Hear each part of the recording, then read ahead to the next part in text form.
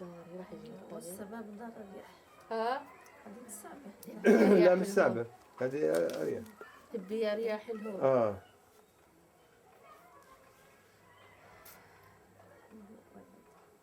هي عشان شو اسمه؟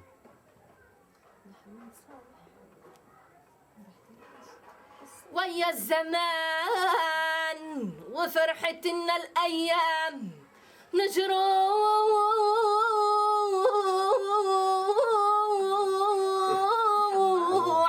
بلدي فلسطين ما تكلم الآن. الله ويا العالم وسمعت عنا الأنام وانا الفلسطيني وبرفع اعلامي الان. وانشقت الاريد وخرجت الخدام والله اصطفانا من خيرة أمة محمد يا خدام. وقريب ينزل عيسى سيد النصارى يا فرحة قلبي الآن. ويتوجوا سيد المهدي ملك الخدام. ويا أريد اسعدي كفانا حروب تينزل السلام عبلد فلسطين تتسعاد الآن. كان يعسخ ببريلا كيف يغيظ سكلا كان سا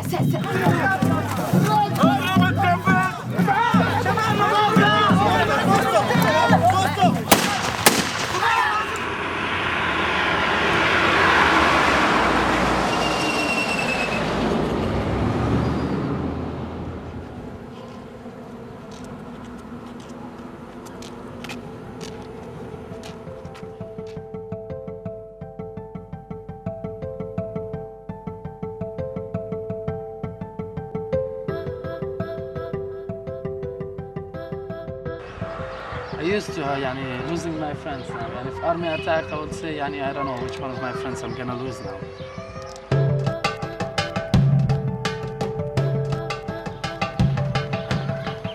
This is Khalid, one of my kids' society, and this is his brother. Both of them is a martyr.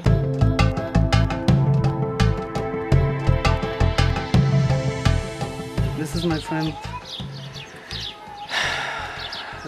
Nail Hassanain, and this is my friend Khalil Marshood, one of my closest friends in this area. And here, Hisham Al-Hamdan. This 5 times here is my friend, 6 times here. 2 up there. There is another 2 down the stairs called Muhammad Awais and his father too. They are a friend of mine. Muhammad Al-Asi, they are up there. And his brother Faris.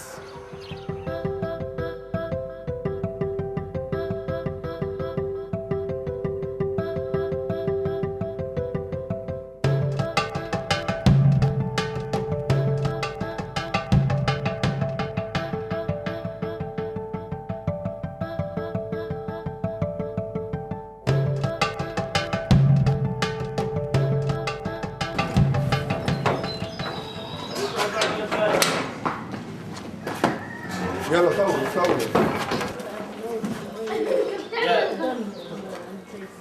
عرفني يا محمد. اللهم علمنا ما ينفعنا وانفعنا بما علمتنا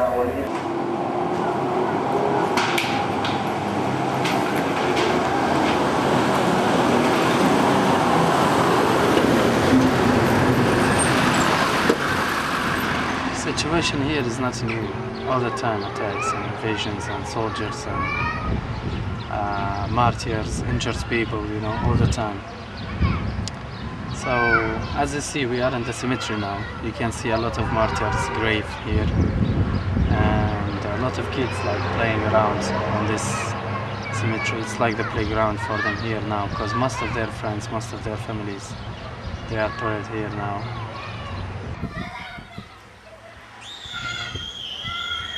And if you ask most of the kids now, and if you stop any one of the kids on the street and ask them, what do you want to be? He will tell you like, I want to be a fighter, or I want to be a martyr, or I want to be like wanted. You know, they don't know. Their dreams is just like, you know, playing by guns, being a fighter, being a martyr. You know. And when we say like fighters, we say people shooting back when the army or when the Israeli soldiers attack the cities or the camps, you know. I never believe that their dreams is gonna be like this way, especially because I'm working with the society, you know. It's for children and it's hard. When you talk to the kids, when you try to convert them, you know, like about changing their minds, it's very hard for them, yani. If you ask them what do you want to be, he will say like, I want to be a martyr. You will say, no, it's not good a solution. You have to be a doctor or whatever. They will talk about you, you know, they will look you in a different way. You don't want us to be resistant, to resist, you know. What do you think is happening with them mentally that would make a child say, I want to grow up to be a martyr, to be killed? It's actually one of the occupation result. When they see like soldiers killing in front of them one of the kids and they will see bloods, it's drive them like to have a psychological problems or it's very hard for them to understand it. You know, like kids when they see blood, it's different. They are not like adults. Adults maybe they can deal with it, they can handle with it, but the kids is different. When they see their father like dying in front of them, when they see like their friends dying in front of them, when they see the occupation, the other face of the occupation, you know, like this evil face, you know, it's hard for them to accept it. I used to do groups, run groups with these kids and ask them questions about their experiences because we were developing an assessment so we could actually develop a good clinic for the people so they can work there. And what I noticed is that a lot of the kids easily could talk about stories and easily had emotional dysregulation, emotional outbreaks and crying and sadness and nightmares, and I noticed it was just an abundance of children experiencing similar symptoms. Maybe a little bit in different forms because of maybe the personality, but nonetheless so there was similar type of trauma, similar type of sadness, similar type of emptiness, nightmares, bedwetting, lack of control, anger outbursts, power issues, and that was on one hand. On the other hand, I also noticed this warmthness that they had towards someone that they actually knew who was Palestinian, psychologist, and their ability to actually communicate their stories and tell me things and get close to me and touch and talk and really give me the whole barometer of what was going on in their minds. And I thought that was really interesting, that although they experienced such this trauma, and usually you find people who want to talk about it but also kind of fearful and paranoid to talk about some of these things, actually open up quite openly and honestly at age 5, 6, 7, 8, 9, which unfortunately is sad because this is the years that children actually should be experiencing childhood, should be experiencing safety. But instead, because of the occupation, what happens is these kids are now focusing on why am I worth only 25 cents, which means a bullet. That's how much it costs for a bullet, is 25 cents. That means my family could die for $1.50. Who am I? What does it mean to be Palestinian? Why am I being occupied and being berated with guns and being mistreated as an animal and having checkpoints when people just maybe 20 miles away from me have a childhood that I can only dream of? So it affects your cognitions. It affects your developmental stages in the sense that you are expediting your thought process and your analytical, rational sense of who you are, much quicker than the average person who is basically in a life of safety zones.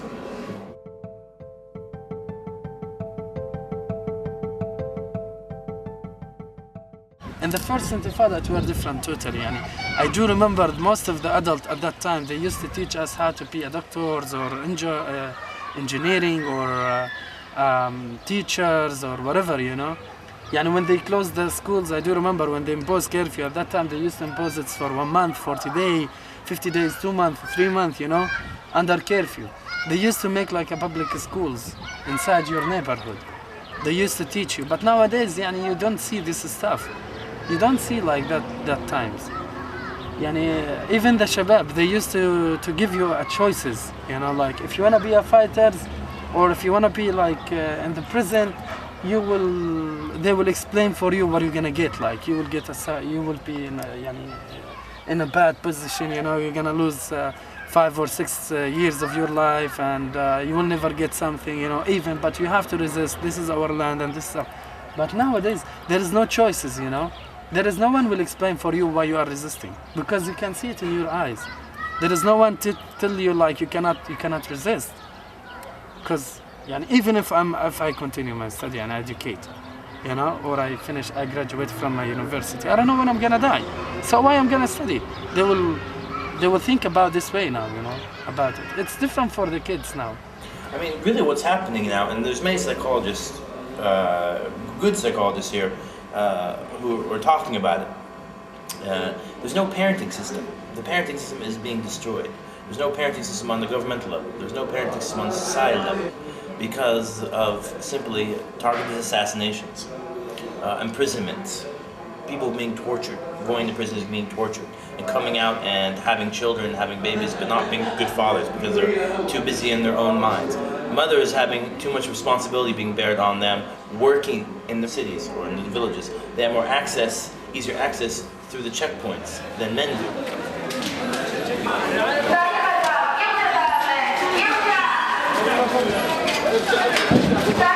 And these children are being neglected in every sense, even though doesn't mean that the family doesn't love them and doesn't give them attention, but they can't give them that much time. They're not superhumans, they're not Wonder Woman, they're not Superman, where they can be everywhere and have 12 different hands and truly help these children get the adequate attention they need.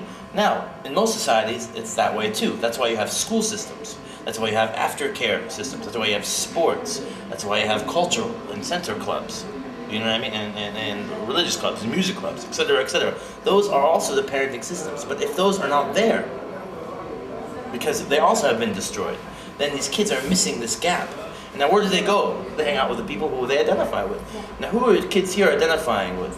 They're identifying with each other. And now what are they identifying about? Fighting against Israel, fighting against the occupation. And when you only have one thing on your mind because everything else is not there set up for you, so you have that one thing that's on your mind, which is freedom, then you're not going to focus on A, B, C, D, E, F, G. You're going to focus on what your experiences are, which is if you've been beaten, if you've been shot, if you're seeing your brothers and sisters being killed consistently, your role models who are telling you to stay in school, your role models who are in the after schools, your role models who are your parents, your role models who tell you to keep your head up, as a child. And I'm not mean a child, I mean before age 10. That child is going to have some emotional dysfunctional problems, and they channel that maybe in resistance, because it's a very, very easy way to channel that. And as a result, you're channeling it in resistance, you're missing the fundamental things that you should need as a child for your inner childhood, for that safety, which you talked about earlier. And this is a scary thing, because you're finding this generation now in the 90s and the 2000s is going to have more difficulty than the ones in the 80s and the 90s.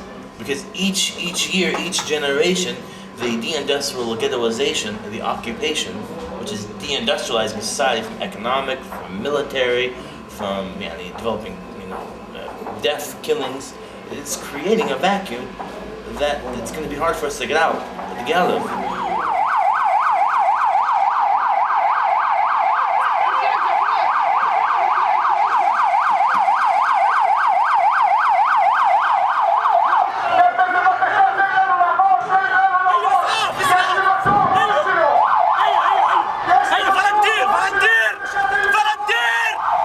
اوكي افتح يلا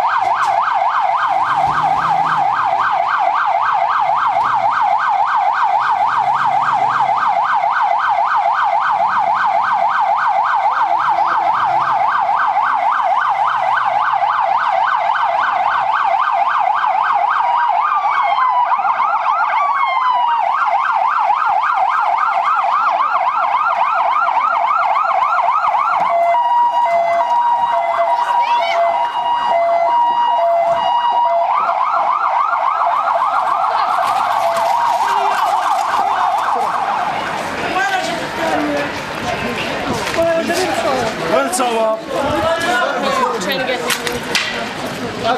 وين تصور جرير؟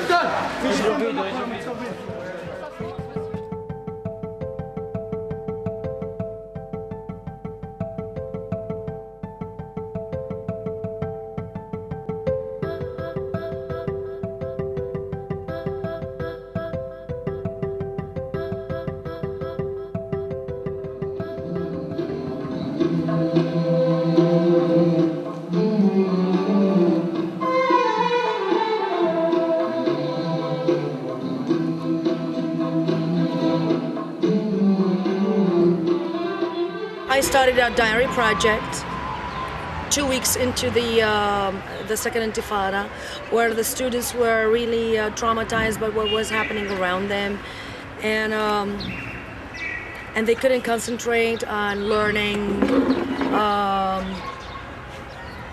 English grammar or reading or whatever. So I thought that it would be better if they could just express their feelings, and those bottled feelings that are inside of them have to come out, like their anger, their frustration, their loss of hope, and all that. And then what we did is that I wanted them to share those diaries with each other, and then read each other's diaries and writing comments to each other, so that everybody knows that everybody else is suffering from the same thing: the shooting, the bombing, the shelling.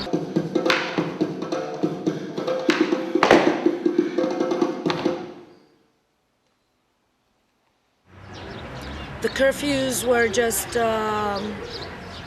killing people, like physically and emotionally, because they were confined to their homes.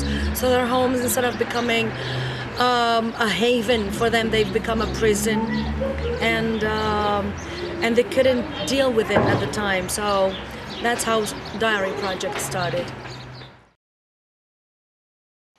There are things that I love about myself. I'm beautiful. I can see that when I look in the mirror. I have strong faith. I like my friends and I'm loyal to them. I like to be up to date with the latest fashion style.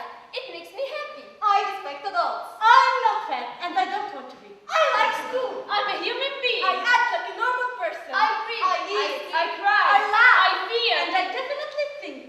And this is our problem in this world. For example, if I say what I honestly think about politics, I become a terrorist.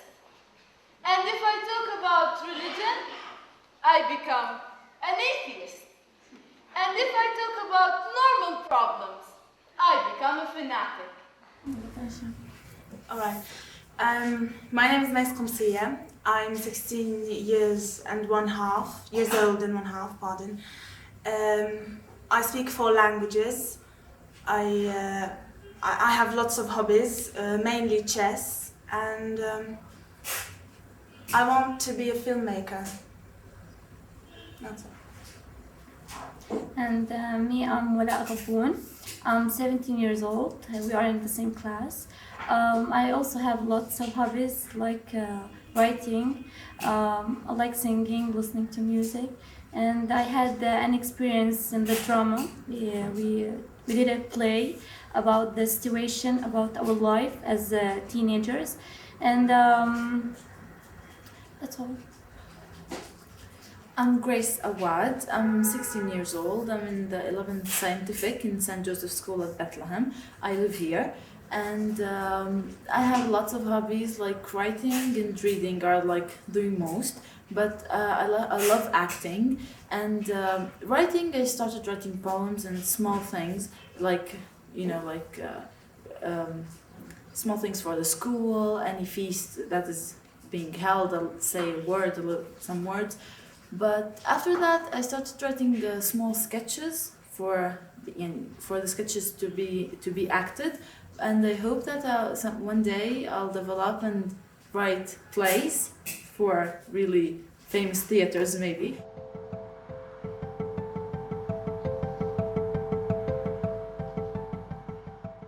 There are things in the world that children should have, that if they don't have, it disrupts their developmental capacity. When I was working with gang youth and working with children who've been exposed to trauma as well in America, there's two interesting things. I found some similarities in that when someone whose house has been bombarded with bullets, let's say when I worked in San Francisco, and this one child's house was bombarded with bullets, and every day they were too poor to move to another house, so every day he would see these bullets. This is very similar to someone here who every day sees bullets in their house, who's exposed to these type of Israeli soldiers, incursions in the camps, and missiles being shot at their houses and big holes in their houses. But the level of trauma between there and here was enormous, the level of difference in some sense, because these kids in Palestine were continually experiencing the same over and over again similar trauma, and so basically it became a normative for them. I live right next the wall. It has been built there since, I don't know, several months now, and it's at the beginning the weird thing was that I see the wall, there's a huge gray thing beside my window, but the weird thing now is that I got used to the huge gray thing. It's really, I can't say weird, it's an ugly feeling to just see this ugly thing and feel nothing, It's hard because I never expected that I wouldn't feel anything towards this, So the situation is really bad, but we don't feel it's bad because bad is what we live since the day we were born, so bad is normal for us. Checkpoints. Like always, we're caged in. I live every day thinking whether the situation will ever change. But I'm alive. How I cope with it, I've created a world for myself that I live in.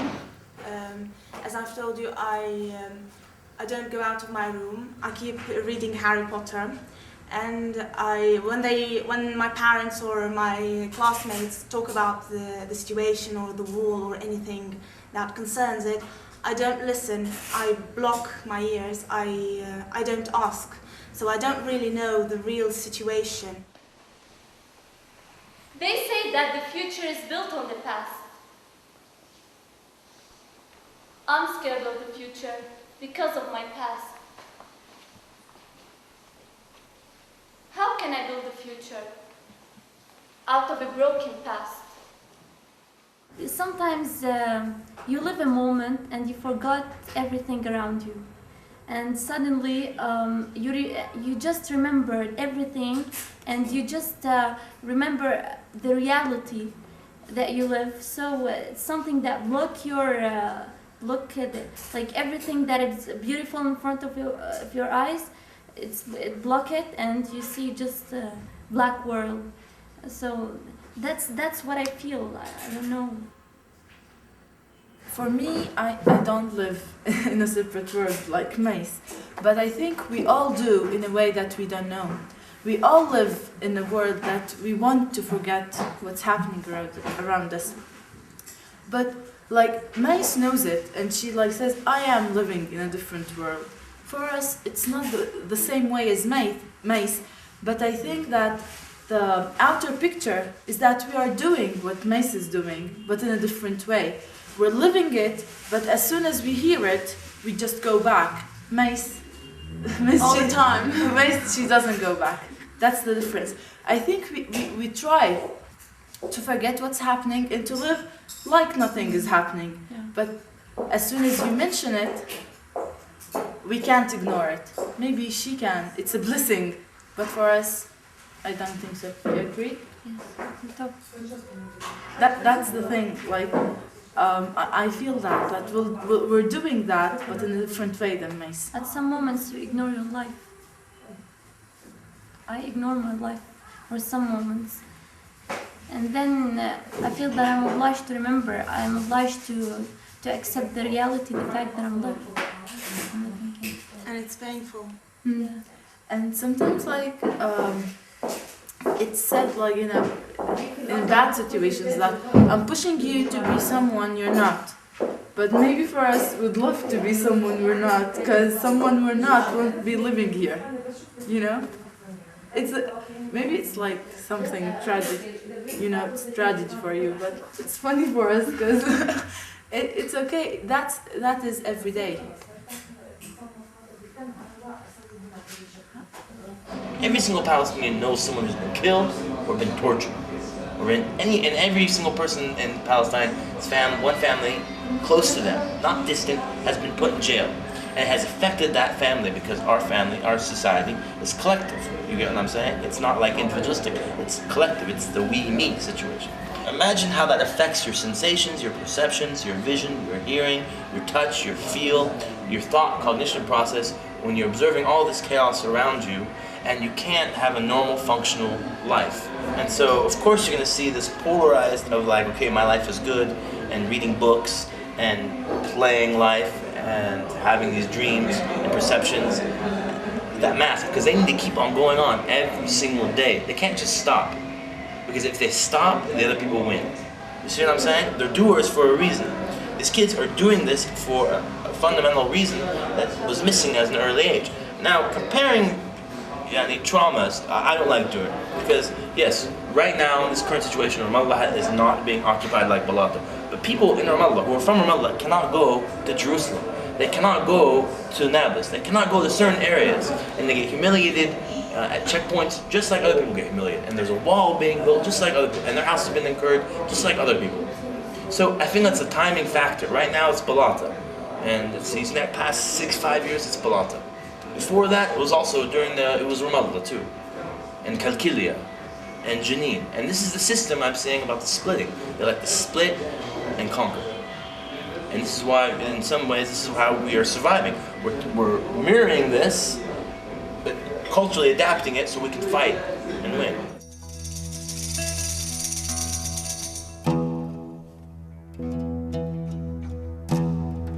So totally, like in the last week of the last invasion in Balata, it were like 8 martyrs and more than 150 persons get injured. Half of them is live bullets and rubber bullets. It's like normal life here. To see martyrs, to see injuries, to see like people losing their friends, their families, their brothers, their fathers. And you don't know when you're gonna die here.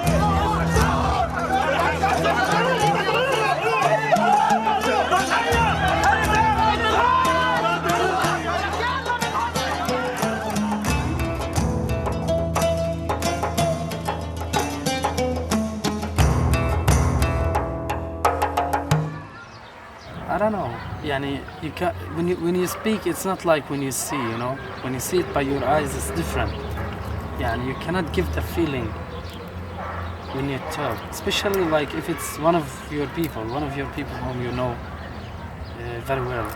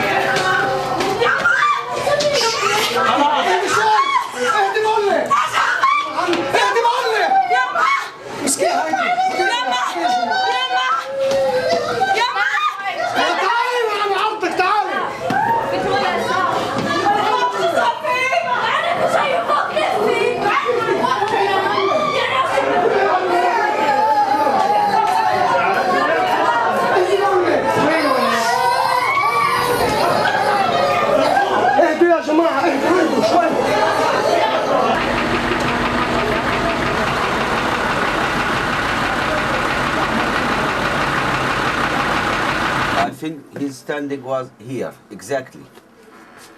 The sniper, مش هناك السنايبر the sniper was there, and the boy was standing here, just looking on the street.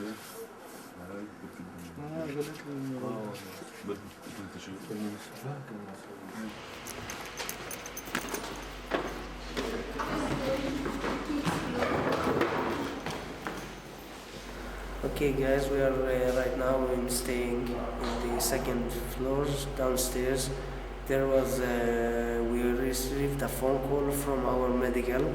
They tell us that take your be careful because they will do some things we don't know about. And we take this group to be here to hide from the explosion. There's a jeep outside of Barata in the main street. They were asking the family to be outside. They take a lot of too many occupied houses around, and we will continue our work in this night to see what we can do in this night or tomorrow morning. And they're planting the bomb in the same house that they shot the young man in earlier today, right? Yeah, I think so. This is what they tell us about by the phone call that we received 15 minutes ago. Yeah. Hello? Yeah. Okay, yeah. What's the number?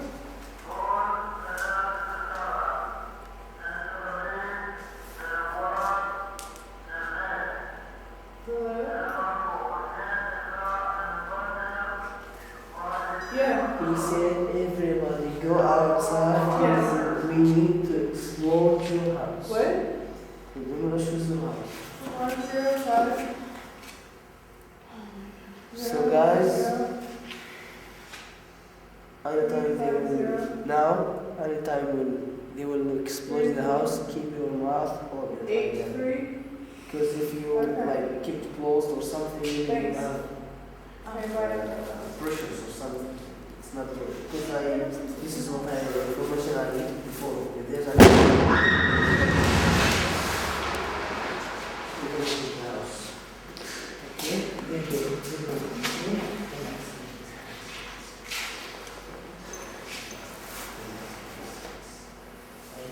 There's a Wakamara and then continue and this is okay.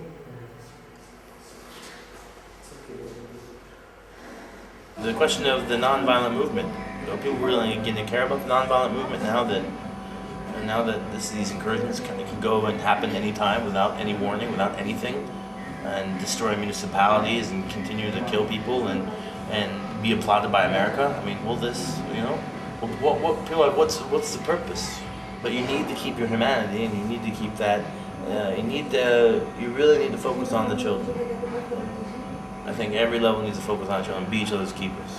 And I do believe this world is a human world, not just a Palestinian world or an African world, an Israeli world, a human world. We need not to forget that.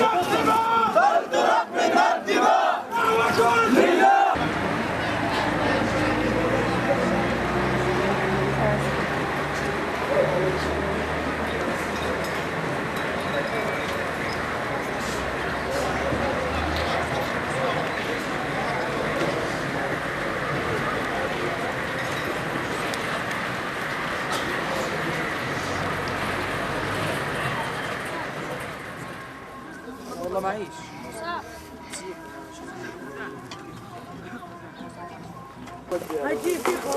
انا اجيب كمان.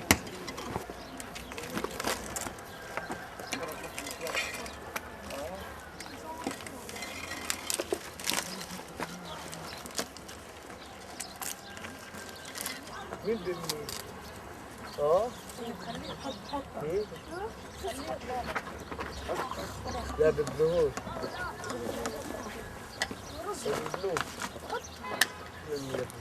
تصبحوا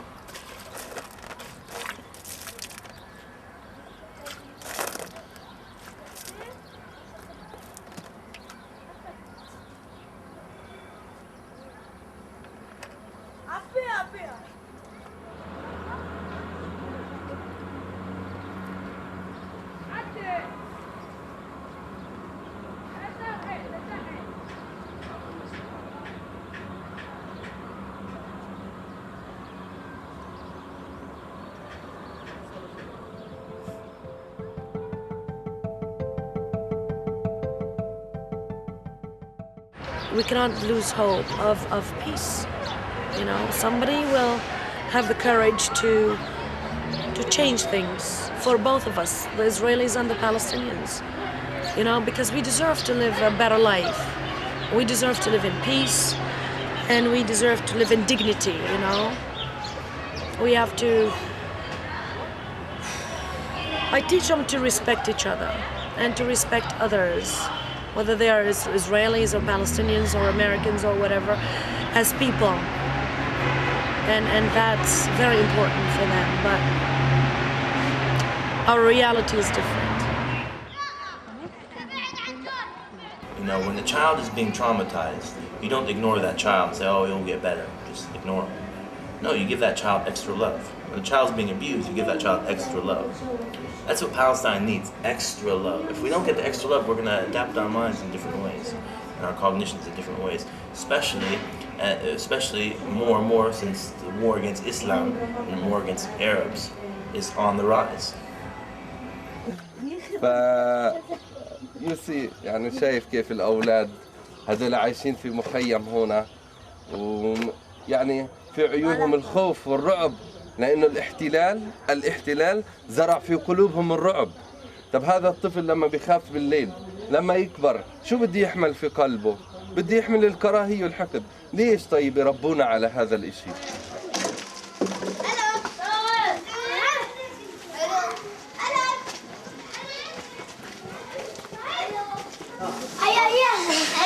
Hello. Hello.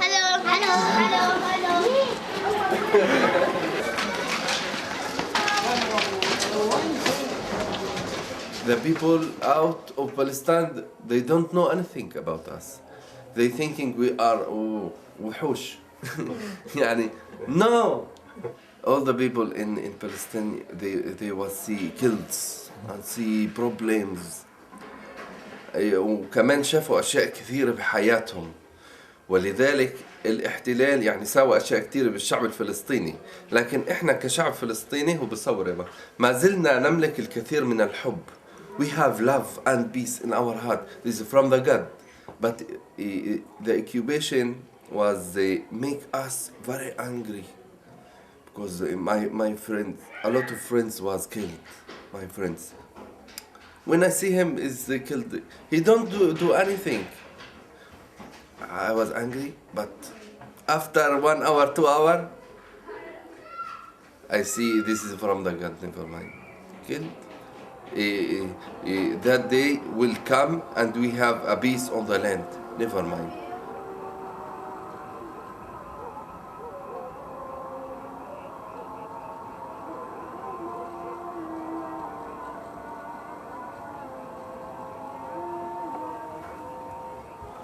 يا الله يا الله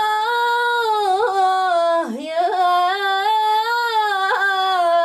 الله اللهم يا جامع قلوب المؤمنين بغير ميعاد يا الله تب علينا من درس الدنيا الله ووجهنا لما تحبه ربي ولا تجعلنا أشقياء بجاه رسول الله مد من السماء منك يا الله لأهل الأرض المؤمنين يا مولاه ربي أخرج المؤمنين من أمة يسوع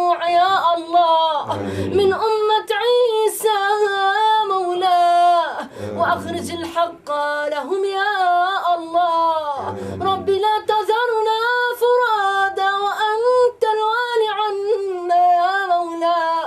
رزقا من رزق السماء منك يا الله. سلاما لبلد فلسطين يا مولا.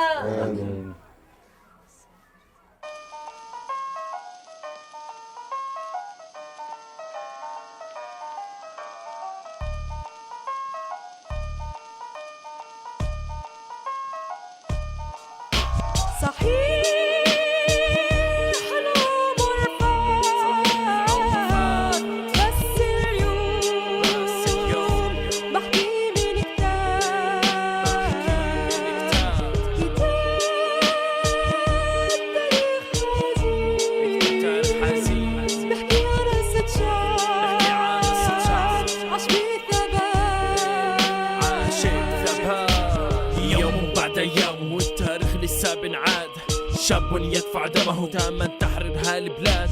كتاب تاريخ حزين خطة بحب من عذاب مغلب جد من حاجة قدسية الصفات. حكم الإغلاق من قوة خارجية. ها أنا شاهد كتاب تاريخ دولة فلسطينية. ذكرت كل التواريخ لما دخلت بالألفية. نصحوني بالسكوت لعدم رضا الحوالية. تاريخ فلسطين ما لازم ننساه. لازم يبقى راسنا مرفوع